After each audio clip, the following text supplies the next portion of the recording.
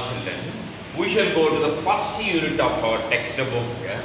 The unit comprises three lessons. The first lesson is, of course, the unit is on personality development. Actually, what is personality? Personality, is it outer appearance, is it beauty, or is it handsomeness? No, that is not the exact definition of personality. Beauty lies in the heart. Personality is the inner qualities of a person is called personality. And whether you are a kind person or a cruel person or a generous person, or it is personality. The personality is the qualities of which a person is made up of. Personality. Personality are the qualities of which a person is made up of. And how to develop our personality. And nobody is born 100% perfect. There is no perfection in this universe. No person is born 100% perfect. And we are all born with some perfections and imperfections. But we should bring about changes in ourselves and we should make ourselves better persons. Children, next up. Attitude is altitude. Attitude is altitude. What is attitude? This attitude is a part of the personality. Attitude is a part of the personality. Attitude is nothing but if something happens to me, how I receive it, how I take it, how I react to it, how I reflect it is my attitude.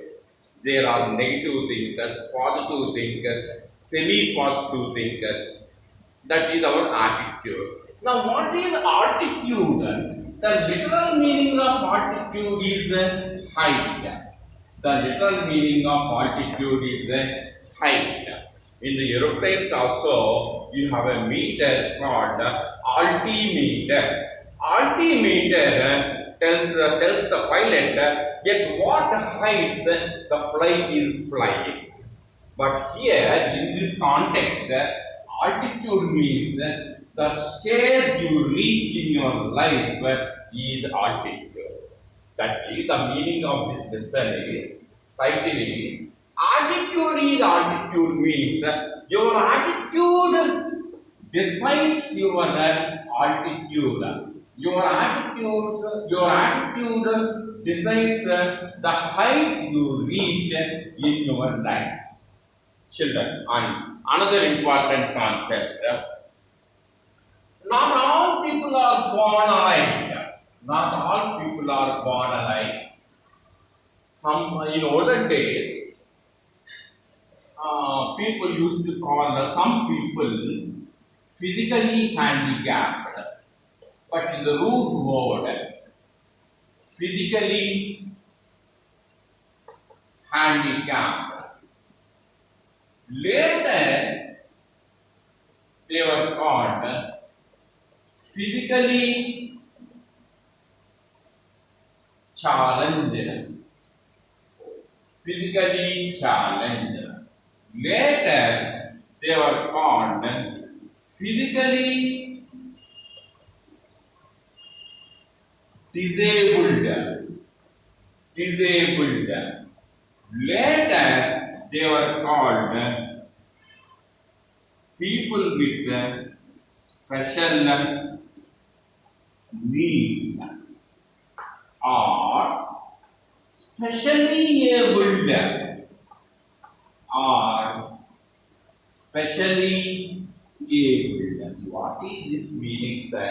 What is the meaning of the word, sir? Means, by the side of a road, you may see a blind woman, an old blind woman, or a blind man, or a lame man without hands, without legs.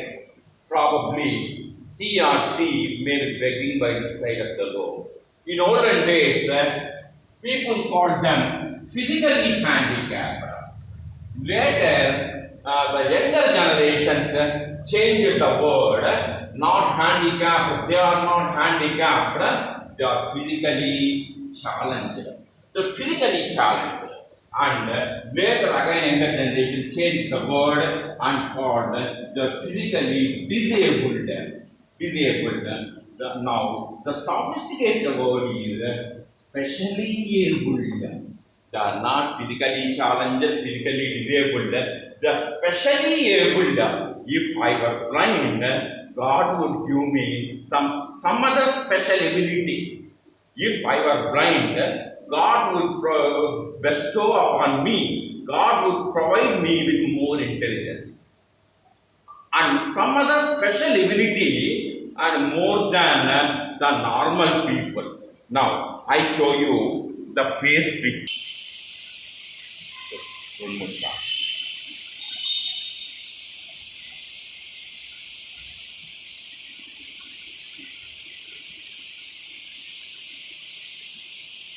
Children, you see in the face sheet three great personalities. One is Mrs. Sudha Chandran. Mrs. Sudha Chandran is a famous, world famous Bharatanatyam dancer. And second, Stephen Hawking, the wonderful, one of the greatest physicists, a scientist in physics, he is called a physicist. And the third one is one of the greatest women in the history of mankind, Helen Keller. They are all specially abled because Sudha Chandran Garu, by virtue, okay, she became the world's greatest Bharatanatyam dancer. But in an accident, she lost her leg. And the doctor said she could never even walk or run. She could never even walk or run. She could never dance again. But her willpower did not deter. She was not deterred by her disability. With her willpower, with the help of a prosthetic limb, that is an artificial limb, and though it was bleeding while practicing Bharatanatyam, again she became one of the greatest Bharatanatyam dancers.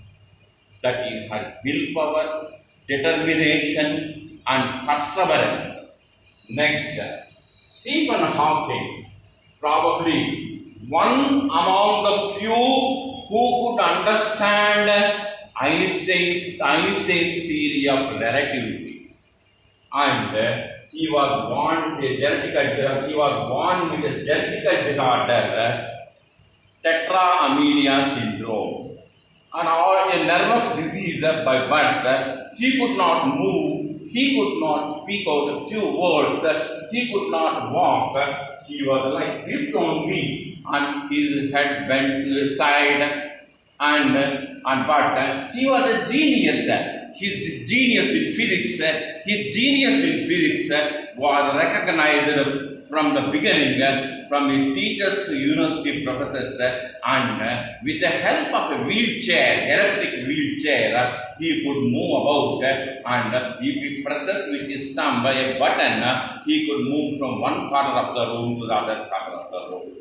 And he was the one who gave a right explanation to Einstein's theory of relativity. Recently he passed away, a great genius. Next, Helen Keller, and you all must have heard her name. Helen Keller was born blind and partially deaf. And how sad it is, being not able to see the beautiful world. The world is beautiful if we have eyes enough. And how sad it is being partially deaf. But her tutor, her teacher, Sullivan, took all the pains in making Helen Keller perceive what is there in the world. But at last, she invented Braille script. Braille script using 3 or 5 dots, on a wooden plank, and by touching it, other blind men could read out just like we read our textbooks. And what for they were born, and no doubt they might have undergone a lot of depression. Sometimes they might have attempted suicide also. They might have. They would not have found any meaning in their lives. But later the realization comes in every man's life because there is meaning in God's creation. If you say that a particular person is useless, that means you are questioning God's wisdom because God's creation is all meaningful and every man's creation, every woman, every boy, every girl's creation, there is a meaning in it because God only created them. Only difference is there is good and bad in this world. And now, stop.